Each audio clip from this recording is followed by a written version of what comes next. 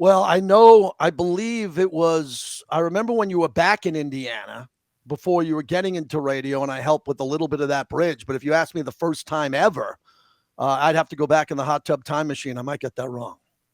You and I were introduced by Jen Violet Oh, Jen, the when best. you were doing middays at KNBR 1050. This is back like 1998, 1999, the very first time I ever walked into KNBR studios.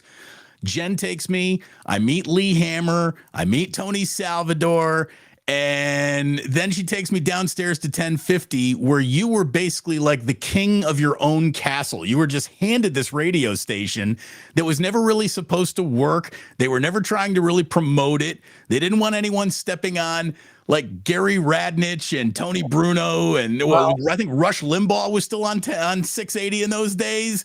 And you were left to your own devices. You did the most ridiculous radio show of all time, and then you do like 5 more hours at night on Sports Fan Radio Network. You seriously were like the hardest working guy in radio, and in many ways you still are, man. yeah, appreciate that. I still have the T-shirt. I wish I had it for this. It was a picture of the Bay Bridge, and it said the hardest working man on radio, 8 hours a day. I did noon to 3, and then I did 9 to 2 a.m. Don't try that, anybody. And I did it the same day.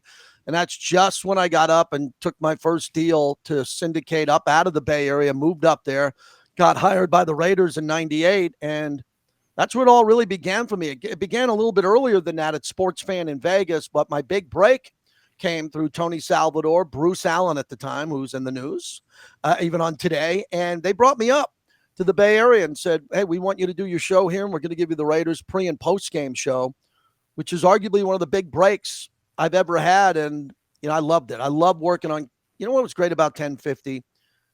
The fans were clamoring for that because it's a huge market for the Niners. The Raiders always felt like they never got the proper attention, and they have it on radio. I'm sure we'll get to more of that later. And finally, Raider Nation thought, man, we have a station we can call our own. It was the first year of Gruden. They put up a billboard, as you remember, over the Bay Bridge. It came over Oakland into San Francisco, and it had Gruden, and they really backed it, and it was good people, Jen Violet and all the people I met behind the scenes there, some of them still in Bay Area radio in one way or the other. So those were happy times. So for a minute there, do you realize that pre- and post-game show, it was you on the air, your board op and producer was Sam Batesh. Yes. And me. I was cutting audio. I was cutting Greg Papa highlights. I wasn't like a studio that was allowed in the studio yet even. I was like a gopher worker bee. And I got to tell you, man, one of the things I instantly realized about you was how great you treated everybody. Even though I was the most new to the radio station underling, you treated me like I was Rune Arledge. You helped and encouraged. And that's never left you, man. I mean, just a week ago, you're filling in for Jim Rome. And who do you have on as I'm trying to start this whole new YouTube adventure? You reach out to me to be a guest. And it's that little bit of support. Like, I don't mean to get all mushy with you, but I do want people to understand what an unbelievable critical role and a mentor you've been really in my career. And it's been a special relationship. And I think that, like, you don't hear an awful lot about mentors and proteges and people who have really helped people reach an important part of their career to now. I mean, you and I are equals in so many ways. And there is no way I would even be traveling in the same lane as you if you hadn't reached over with your hand and pulled me into it. And so I really, you and I have talked about this personally a lot publicly.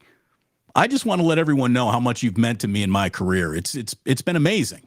Well, that means a lot to me because that's who I am. I'm JT on the radio. I'm John at home. I'm a dad. I have great kids. But, in our industry, for some reason, people hate each other. They never met someone. They don't like them. They don't know them. You just connect with him for the radio. They don't agree with an opinion. Now social media, this, that, all of it. So, the people that I've gotten to know in my life that mean a lot to me, like you and so many people up in San Francisco. San Francisco has been a wild ride for me. And I'm happy you talked about those years because I was mentored. I was mentored by some of the best people in the history of radio. Tony Salvador was one of the biggest guys I've ever met as he ran KMBR. And Lee Hammer had a big impact on me. But the people behind the scenes, the producers at the time, the on-air talent, and the people in sales. I always connected with the salespeople. I always went door to door to try to make money and meet with them. And I was mentored, and a lot of people gave me a shot. If I didn't get that shot, Bruce Allen heard me in the middle of the night. True story. And he called the guy by the name of Andrew Ashwood, who I wrote my book, The Handoff, about. And he said, Andrew, who's this guy taking all the Raider calls? And that was when I was on Sports Fan. And my buddy Andrew said, oh, my God, that's JT. I have him on in in San Antonio and Miami. And he goes, well, should I hire him?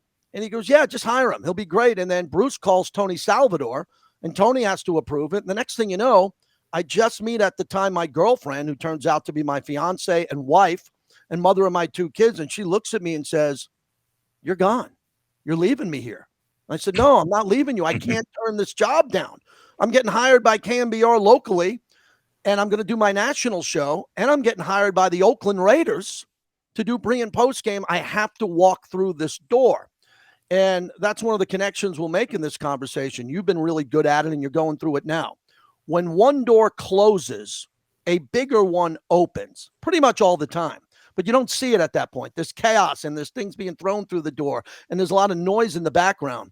At that stage of my life, I'm at the love of my life. I really would have turned something down to stay with her, but she was like, you got to do this. We'll make it work.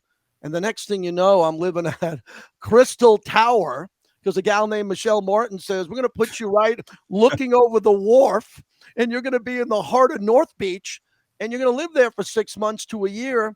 And it changed everything for me. And I'm very grateful to say that to everybody, not only your Bay Area listeners, but your national listeners, because I took the opportunity to walk through that door. And I'll tell you, if you didn't get to work for Tony Salvador for a minute in your career, it's like you never went to Las Vegas when it was run by the mob. Like Tony Salvador presided over an era of radio that you and I both know is long gone and will never be seen again. Oh, absolutely. I'll give you one more on that with Bob Agnew, who was underneath him as the program director. When I started at Sports Fan Radio Network, I left a lucrative job as a stockbroker at Merrill Lynch. So I left a 6-figure job for much less money to rebuild it and try to do it again. And during the day, I had nothing to do when I wasn't on the radio. So I would cold call program directors because I was on the stations. And I got Bob Agnew on the phone. I'm like, hey, Bob, I'm your overnight guy. JT is like, yeah, what do you want? I'm like, no, I'm just introducing myself, because that's what I did with a lot bigger guys in the world than Bob Agnew, who had stocks and bonds, a lot bigger than Bob at the time. And all of a sudden, the next day, I get a phone call from my boss, and he says, I just got a call from Bob Agnew. What the hell are you doing calling him? I go, nothing. I called to introduce myself. What, am I not allowed to do that? And they're like, no, you got to run that by us first. I'm like, oh, okay. That's the type of business I'm getting. And Bob turned out to be great. He was great to me, and Tony was great. But, it was fun to be on in the 90s in San Francisco. There was no 95.7 The Game. There was just 1050 launching, mostly syndicated. And there was KMBR, which was the biggest station out there. And, you knew a lot of people were listening. Wherever you went to a Giant game, a Niner game, a Warrior game, you just felt like the audience was completely connected. And I always valued that. I treated it as my biggest market, like EEI in Boston or the Ticket in Dallas. Whenever I got on a radio station, I knew it was going to be big. And it doesn't get much bigger than San Francisco.